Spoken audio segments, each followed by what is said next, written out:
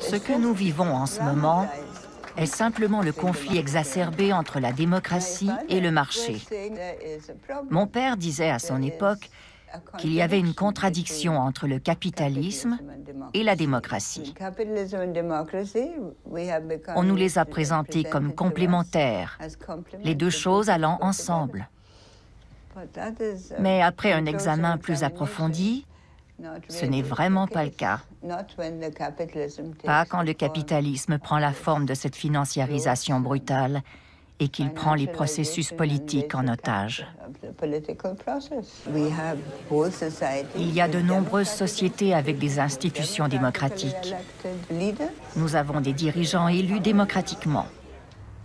Mais ils sont impuissants face aux indicateurs des marchés.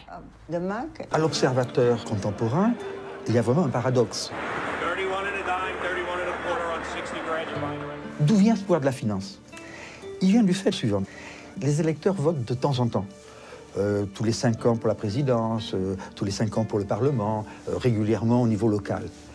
Mais les marchés financiers, tous les jours, toutes les 20 secondes, évaluent le coût de refinancement de la dette publique. Je ne suis pas sûr que le capitalisme financier d'aujourd'hui soit forcément différent de ce point de vue-là que le capitalisme industriel du 19e siècle. Ce qui est vrai, en revanche, c'est que le nouveau, disons, capitalisme financier mondialisé d'aujourd'hui contient un élément qui, là, était absolument absent du 19e siècle ou même de la première mondialisation financière jusqu'en 1914, qui est un niveau d'opacité financière et d'enchevêtrement des positions de possession croisées entre pays totalement hallucinant.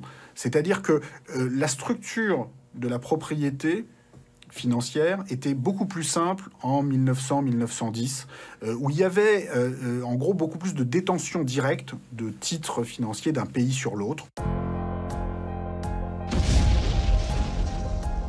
Aujourd'hui, la situation est beaucoup plus compliquée parce qu'on a, à travers un système d'intermédiation financière beaucoup plus sophistiqué, ces jeux de détention croisée entre pays créent un sentiment de dépossession chez les populations, qui, je pense, est une des parties les plus inquiétantes du capitalisme actuel et qui n'est pas qu'un sentiment de dépossession, qui est aussi une réalité, puisque chaque pays, finalement, se retrouve détenu.